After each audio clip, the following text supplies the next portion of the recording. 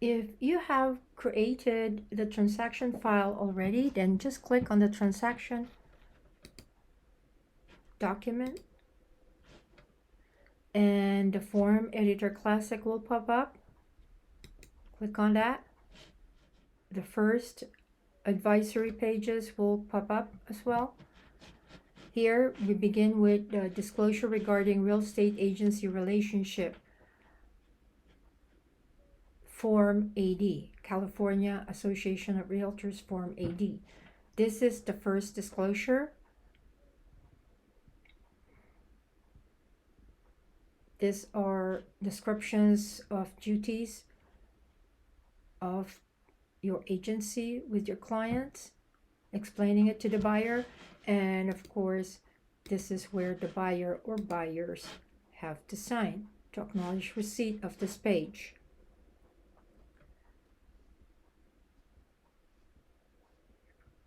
Moving down, it's another advisory disclosure. It's the Fair Housing and Discrimination Advisory, and this is C.A.R form FHDA 622. This is the date it's been created or revised.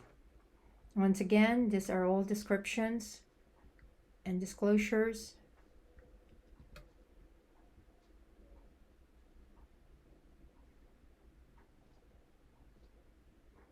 And at the bottom of the page, you need to have the buyer or buyers sign to acknowledge receipt. It's very important. These are addendums and advisories incorporated automatically to the 16-page purchase agreement. Another one is the possible representation of more than one buyer or seller, disclosure and consent, which is C.A.R form PRBS revised on 2021. These are also disclosures or explanations, descriptions. And here in the bottom, you have to have the buyer or buyers sign to acknowledge receipt of this page, as well as reading and understanding this form. And moving forward, we have the wire fraud and electronic funds transfer advisory. Of course, the property address has been automatically populated based on the previous entries that you made. Once again, these are disclosures that the buyer or your client needs to be made aware of.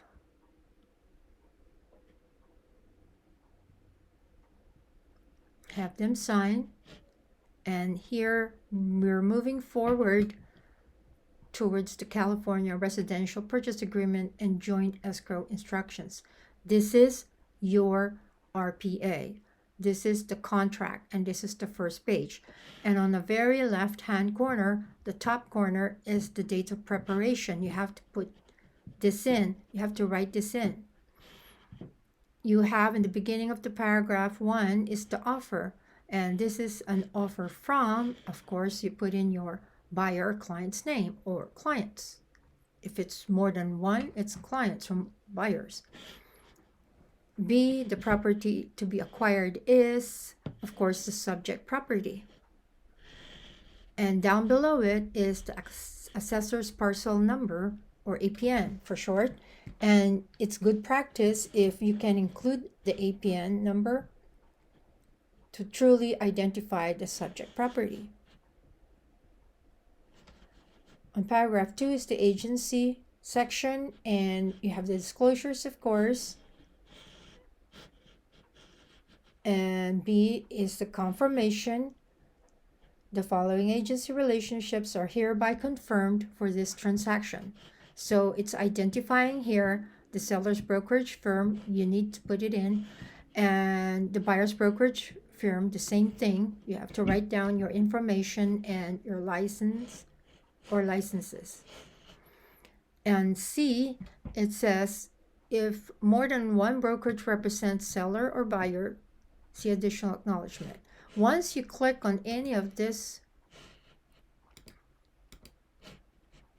boxes, this box will automatically be populated or crossed out or checked. And of course, D, potentially competing buyers and sellers, and stating the parties each acknowledge receipt of a possible representation of more than one buyer and seller, disclosure and consent. As you can see, I didn't have to do anything. It's already been checked for me, since we do have that in the beginning of this actual contract. Going down is the section 3 for terms of purchase and allocation of costs. Here in this section, we have the terms and conditions of the contract. Very crucial to make sure that you fill out this portion completely and properly. Like line A here, or paragraph number A5, 5B, purchase price, you have to indicate the purchase price according to what your buyer wants to offer. If it's an all cash, make sure you click the appropriate box. On B, close of escrow, it indicates the days after acceptance to close escrow, or you can put the dates as well if you like. Once you click on it, the date portion opens up.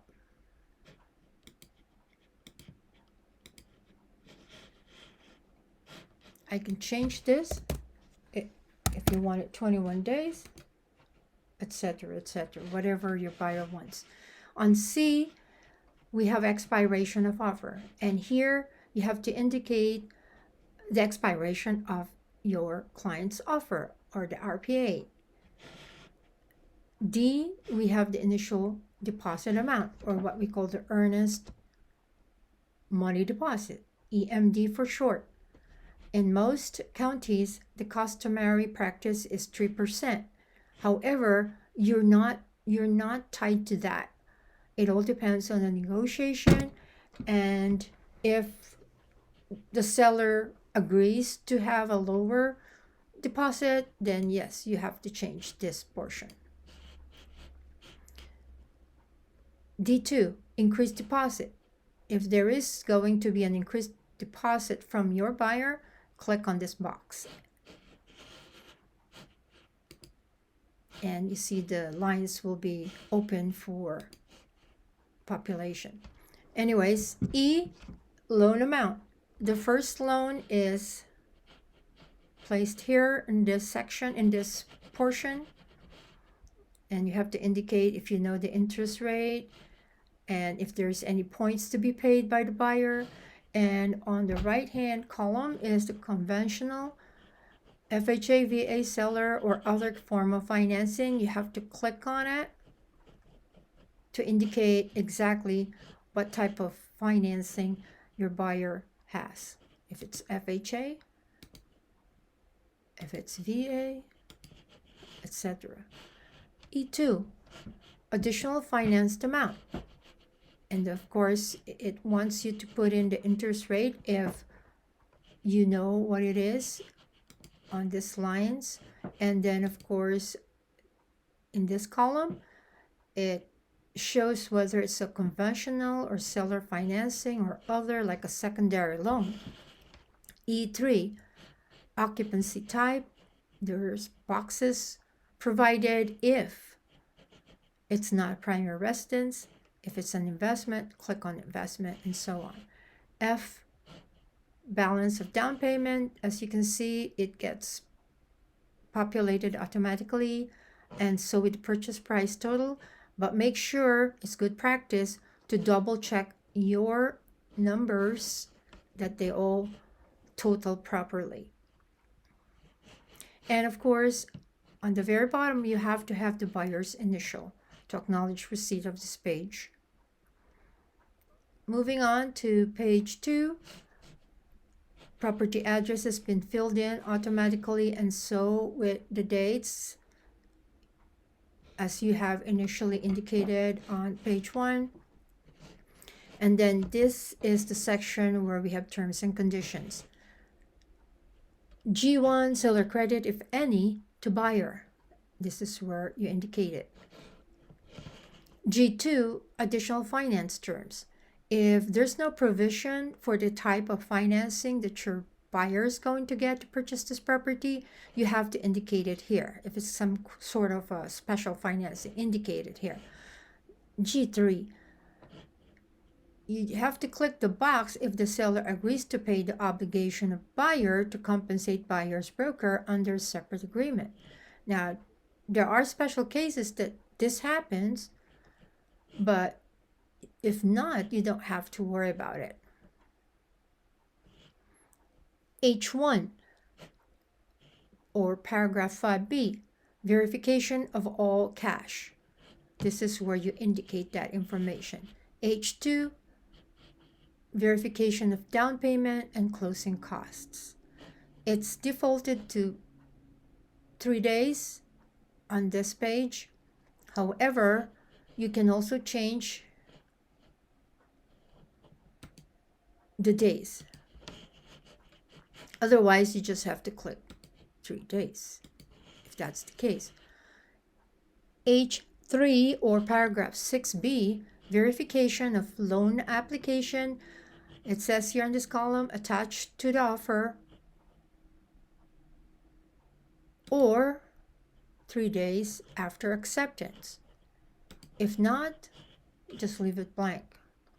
And in this column, you have boxes provided to show if it's a pre-qualification that you attach, a pre-approval, or a fully underwritten pre-approval. And then here we have J, final verification of condition. It's defaulted to 5 days prior to close of escrow. But if your buyer intends to do it sooner, you can indicate it here. And that's the final walkthrough. That's when you and the buyer would go back to the property and do a final inspection or visual of the property to make sure everything is as what you've seen originally. Here in K, assignment request. Here it's defaulted on 17 days after acceptance. However, if after a few days you know you're going to assign a different person or assign this contract that your buyer initially created, you have to indicate that. You have to notify the seller that you are going to transfer or assign this contract to, let's say, a living trust trustee. Here is the portion where you do that. But if not, just leave it alone. Now, L1 to L8 is the contingencies section. It explains the time to remove the contingencies and what contingency was removed. Like L1, we have the loan contingency defaults to 17 days after acceptance, or if there's no loan contingency, make sure you click on the box. If not, then indicate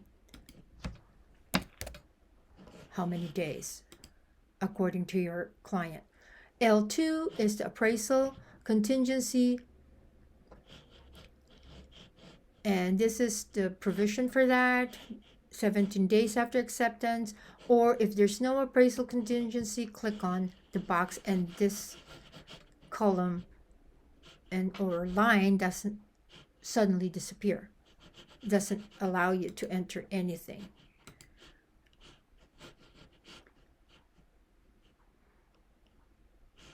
L3, investigation of property. These are your home inspections, your termite inspections, roof inspection, chimney inspection, etc., and you have 17 days after acceptance. You can lower it, shorten it, or prolong it. It all depends on your client's terms. L4, review of seller documents. It's again defaulted to 17 days after acceptance of this offer or contract, or 5 days after delivery, whichever is later. However, once again, you can indicate a shorter period of time if your client desires. L5 is the preliminary title report. Again, it's defaulted to 17 days after acceptance or 5 days after delivery, which is later. But you can always change that. L6, common interest disclosures required by Civil Code 4525 or this agreement. Now, these are your HOA disclosures or planned unit development disclosures. And again, this is defaulted in this form to 17 days or whatever days your client wants. L7, review of leased or liened items, such as but not limited to solar panels, propane tanks, etc., etc. It's defaulted to 17 days after acceptance, and once again, you can change that, whatever your buyer's terms are. However, if your buyer chooses not to have any contingencies, and he made clear or she made it clear to you that, especially in a seller's market, they want to win the bidding or they're comfortable to move forward without any contingencies, this is the box that you need to click so that the seller's aware of your buyer's intentions. Moving on, we have the paragraph 4, M, possession, time for performance, and whatever additional terms. M1 is the time of possession. Now, upon close of escrow or upon notice of recordation from the county, you will have to indicate here when you would like to pick up the keys, deliver the keys to the client, and this is the column where you have to indicate that. M2, seller occupied or vacant units.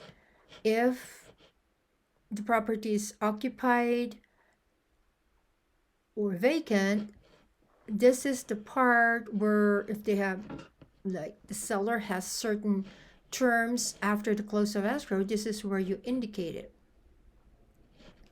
However, on this column, it explains that C.A.R. form SIP attached if 29 or fewer days, C.A.R.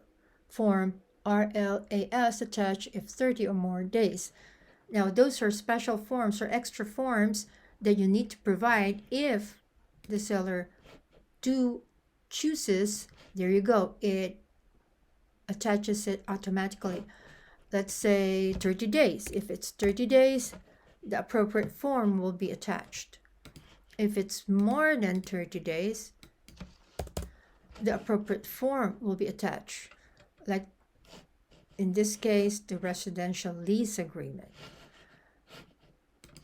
But if there's no terms indicating this from the seller, it's not negotiated or disclosed, then you don't have to fill out anything. M3, occupied units by tenants or anyone other than the seller. If there is a tenant involved and it's occupied and will be occupied after the close of escrow, you have to indicate it here. Then going forward, we have time of performance, paragraph N. And 1, seller delivery of documents. It defaults to 7 days after acceptance. You don't have to do anything if that's the case, but if your buyer demands they get the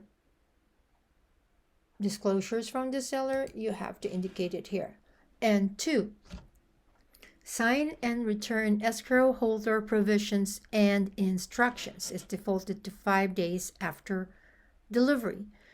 Once this contract has been ratified, executed, and sent over to the escrow company,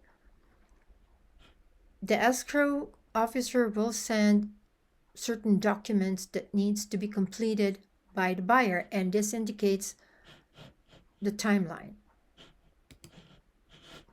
And 3, time to pay fees for ordering HOA documents. It defaults to 3 days after acceptance. Now, this is indicating 3 days. However, you can change this if the buyer or seller agrees to do that. Like if they need 15 days to do it or shorter. And 4, install smoke alarms, CO detectors, water heater bracing. Now here it's 7 days, defaulted to 7 days after acceptance. However, you can shorten that. And 5, evidence of representative authority, 3 days after acceptance. Now, you don't need to do anything with that. Moving down to the next page. Oh, and as a reminder, don't forget the buyer's initials on every page. It's very, very important. Moving down to page 3 of 16, again, you can see the subject property address has been filled out automatically, as well the date of preparation. Now, in this section, we have the items included and excluded. P1, these columns provide certain common equipments and appliances that we commonly will see in a property. Now, you have to check the boxes that applies to that subject property. And if the buyer demands to or requests to get an additional item included in the sale, this is where you indicate that. Make sure that if the seller and the buyers agree on certain appliances, make sure that you have checked those boxes for that. Otherwise, it will be a problem by the end of escrow. If you forgot to check any of this, they will misunderstand it that the buyer's not interested. So make sure that you check all the appropriate boxes that applies to those appliances or devices in the house. P2, excluded items. This is where you can indicate that according to your client's terms. If there is not so appealing furniture or piece of device or appliances in the property, or a junky item that the buyer wishes to be removed at the close of escrow, then make sure you indicate that here. Moving on, we have the allocation of costs. This is where it's indicated who pays what and what type of costs they are. Q1, natural hazard zone disclosure report, including tax information. This is where you indicate it, and if there's an additional report that you need added to the NHD, for short, the natural hazard zone disclosure, you indicate it here in these columns. Q2, if there is a special report that's needed, you also have to indicate it here and have the buyer or check the seller or whoever is paying for it. Q3, again, it's a provision for any report that's not provided automatically or pre-printed on this form. You have to indicate it here. And once again, you check the appropriate boxes according to your client's terms or what's been negotiated. Q4, smoke alarms, CO detectors, water heater bracing.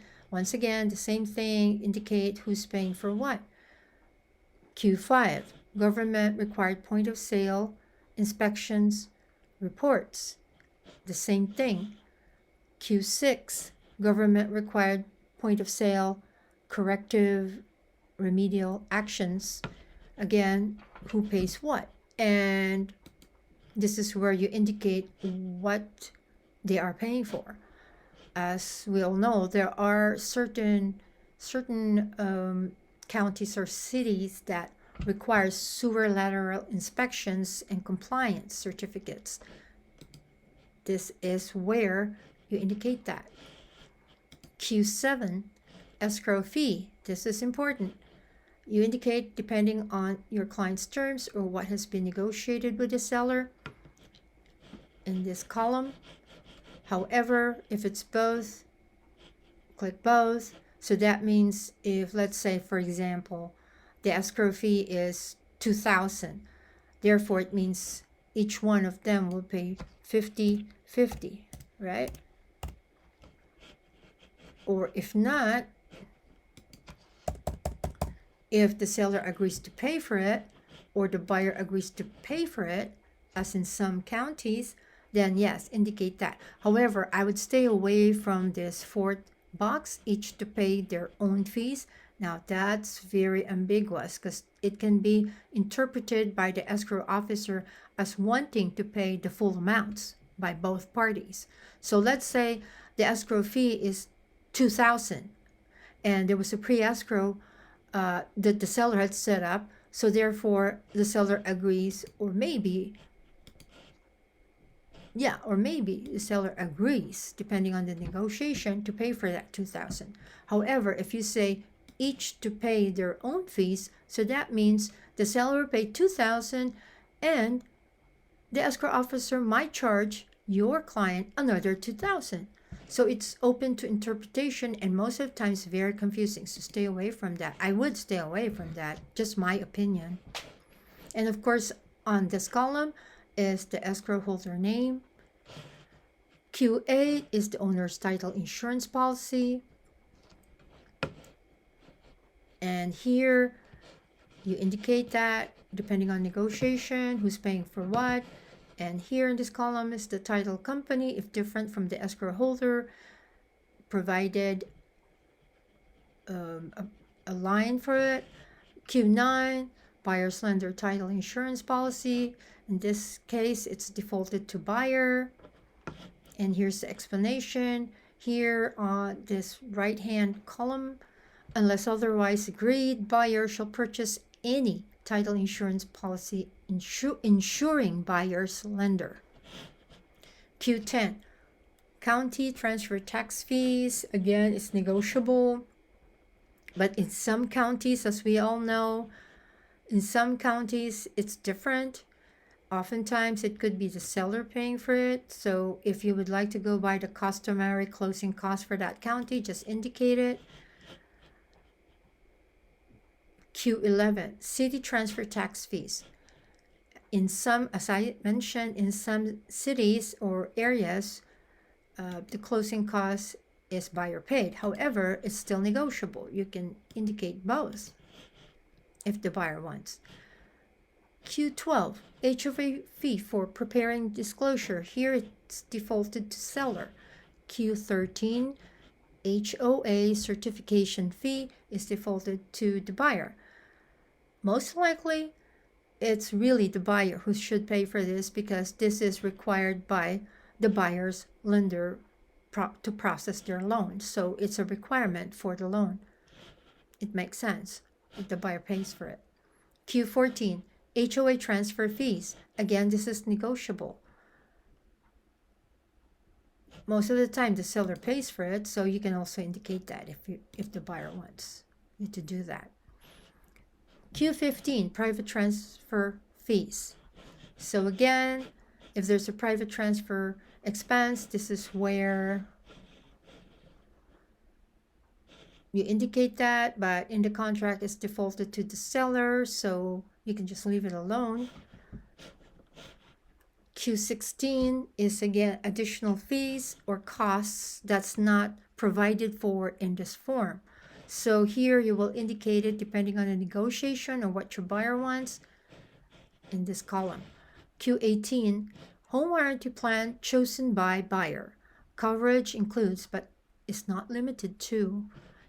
In this column, you can indicate whether the buyer opts for a comprehensive plan or whatever plan or optimal plan, whatever you have that the buyer wants, you indicate it in this portion. And here again, you have a provision here where you can indicate if the buyer or seller or both will pay for it. And then, of course, you will put down issued by, let's say, for example, so-called home warranty plan company. Now, if the buyer waives the home warranty plan, this is where you click on this box. And here again, in the very bottom of this section is R for other terms.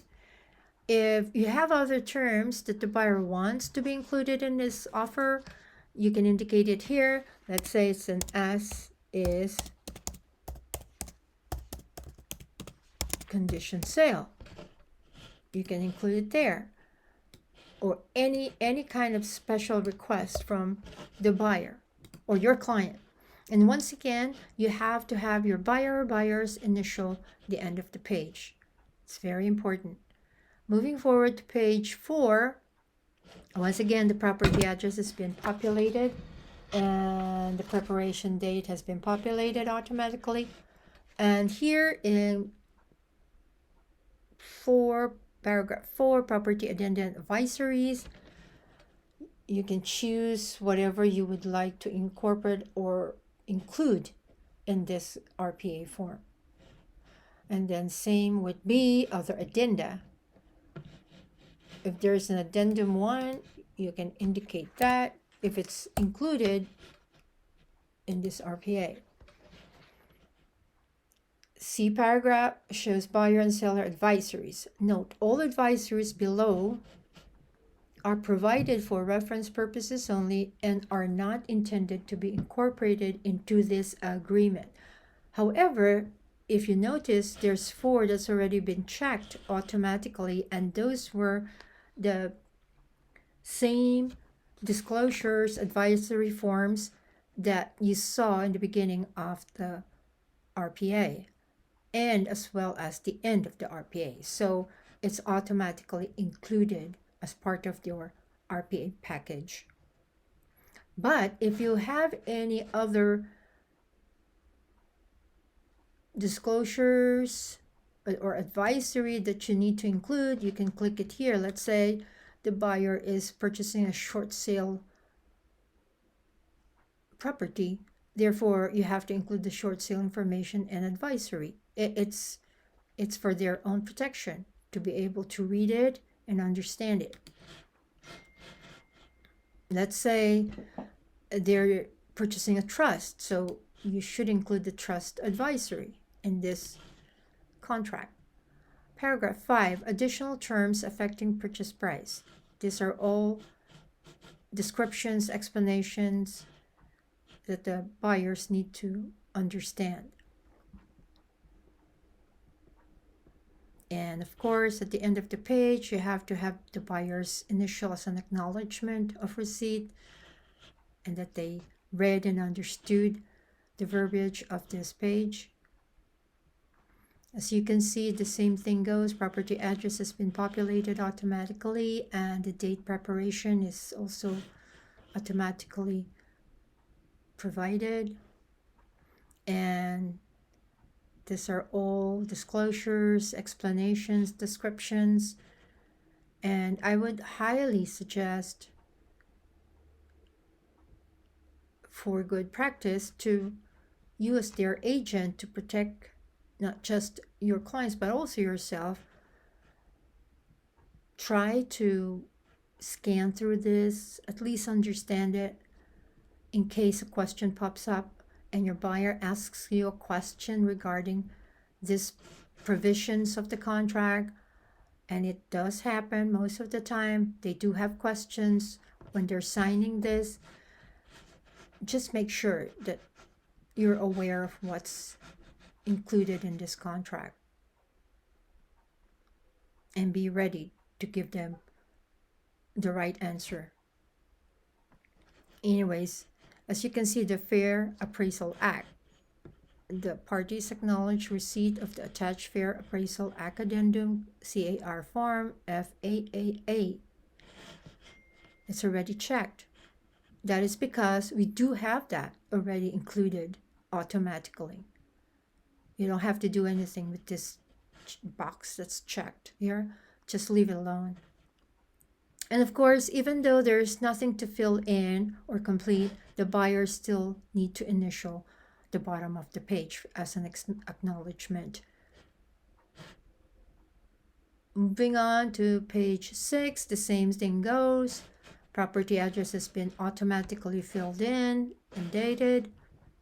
And here are explanations, descriptions, disclosures, advices regarding title, condominium properties, leased items, liened items, removal or waiver of contingencies, whatever. This is making the buyers aware, even the sellers aware of what's involved in these provisions. Removal of contingency or cancellation, sale of buyer's property, items included or excluded, etc., etc. And once again, have your buyer's initial. The same thing goes in the next following pages, have the buyer's initial, even though they're only advisories and disclosures, just have them initial. And it will keep going on like this from page 5 to 13, I suppose. These are all disclosures, explanations, but always make sure that each page has the buyer's initials. Buyer's initials over here. Once again, these are just disclosures and advisories, like for instance, time periods, removal of contingency again, cancellation, buyer's right to cancel, seller's right to cancel, but even though there's nothing to complete, buyers need to initial this as well as the sellers. But since you're representing the buyers, you have to make sure that your client initials or acknowledges this page. And so on and so forth. It will keep going. Same here, buyer's initials. It just keep going. Buyer's initials again. Buyer's initials. And finally, page 14, we have this important, crucial page where it indicates provisions for liquidated damages, mediation, arbitration of disputes as resolution to issues that will arise during the course of this transaction. So it's already indicating here, just in case things happen. So it's really making it clear what are the solutions or possible solutions to resolve their issues. And over here are liquidated damages, and this particular section explains if buyer fails to complete this purchase because of buyer's default, seller shall retain as liquidated damages the deposit actually paid. If the property is a dwelling unit with no more than 4 units, one of which buyer intends to occupy, then the amount retained shall be no more than 3% of the purchase price. Any excess shall be returned to buyer. Release of funds will require mutual signed release instructions from both buyer and seller, judicial decision or arbitration award. At the time of any increased deposit, buyer and seller shall sign a separate liquidated damages provision incorporating the increased deposit as liquidate damages. That's C.A.R. Form DID. There you go. So have the buyer initial,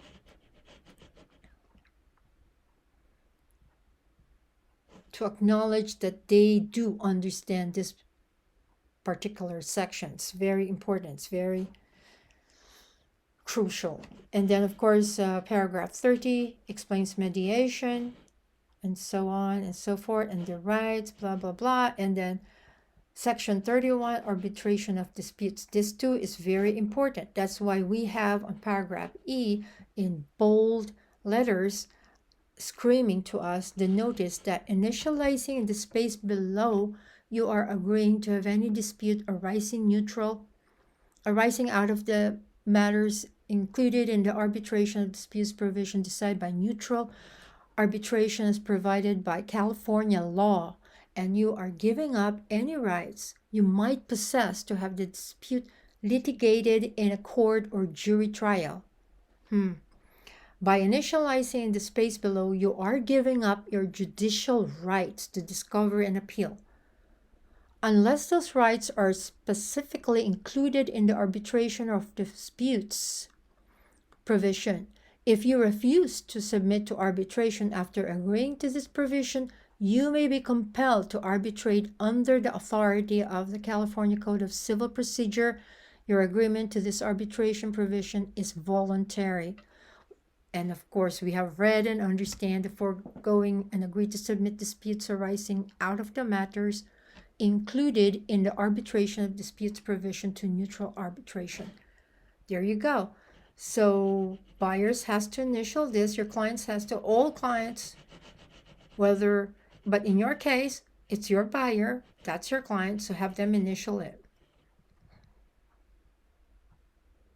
And also, once again, at the very bottom of this page, 14 of 16, have the buyer or buyers initial these lines. Then we're moving forward to page 15. We're finally there. Again, the property address has been automatically populated as well as the date of preparation.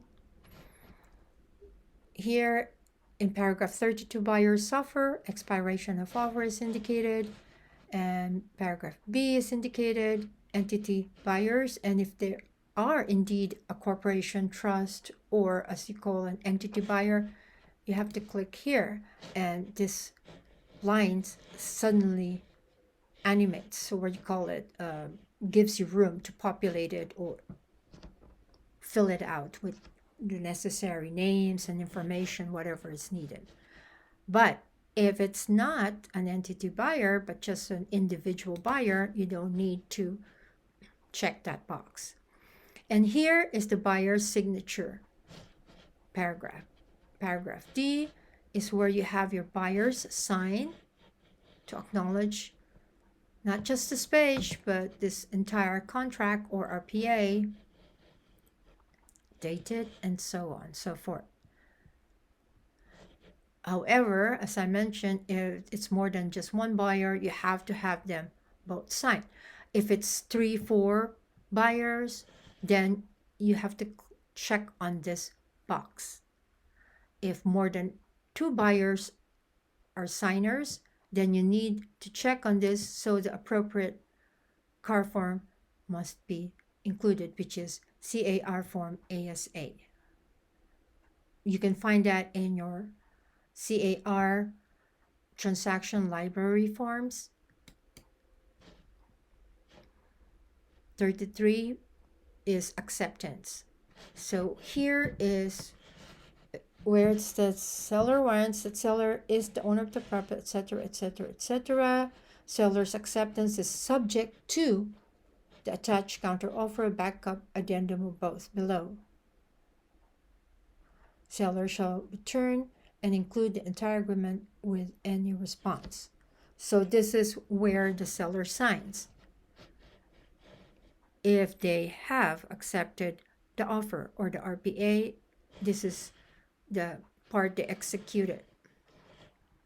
Now, there is also a provision here for the listing agent or the seller to initial if the offer is not accepted and dated.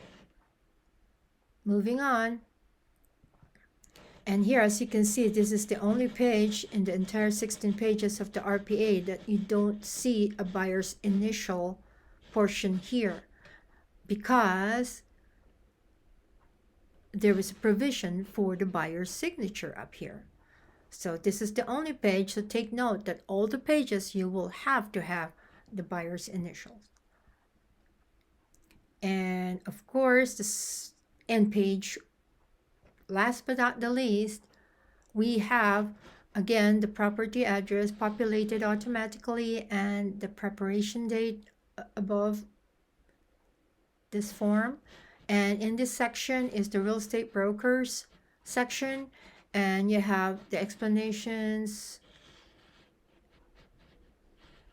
the advisories, etc., etc., and what your agent's duties are. And you as their agent, the buyer's agent, has to fill in the buyer's brokerage firm, and this is the section for that. And just in case you're working with another agent from another brokerage, this is a provision for that. There are boxes here that you need to check.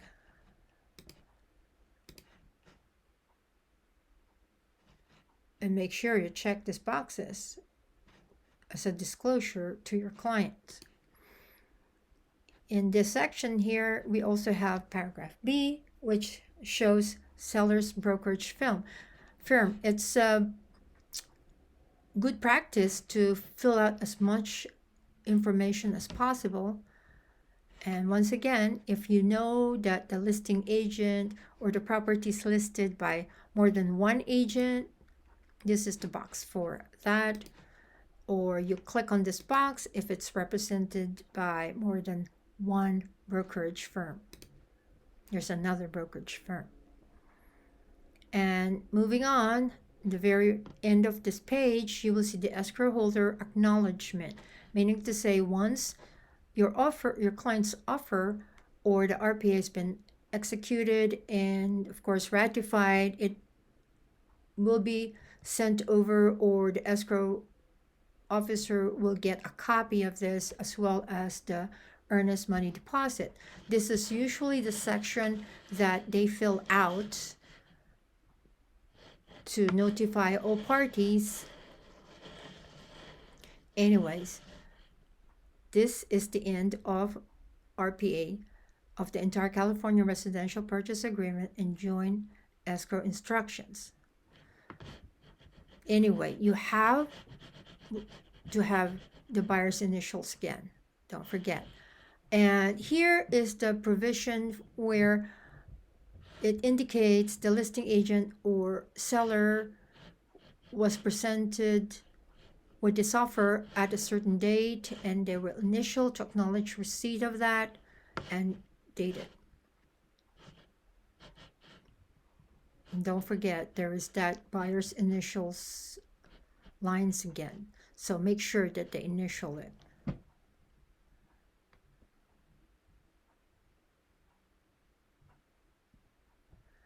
Moving on are a couple more advisories attached to the RPA package. I call it package because it's not just a 16-page that's involved here. There are attachments to the residential purchase agreement, or offer we call it, or RPA we call it, disclosing and advising certain things to your client. And once again, this property address has been automatically filled out before, so now it's automatically populated. Here you go. Here are the explanations and disclosures and advices. However, you still need the buyer or buyers sign in the signature lines to acknowledge receipt and that they have read and understood it, and they are okay with it, and they receive a copy of it.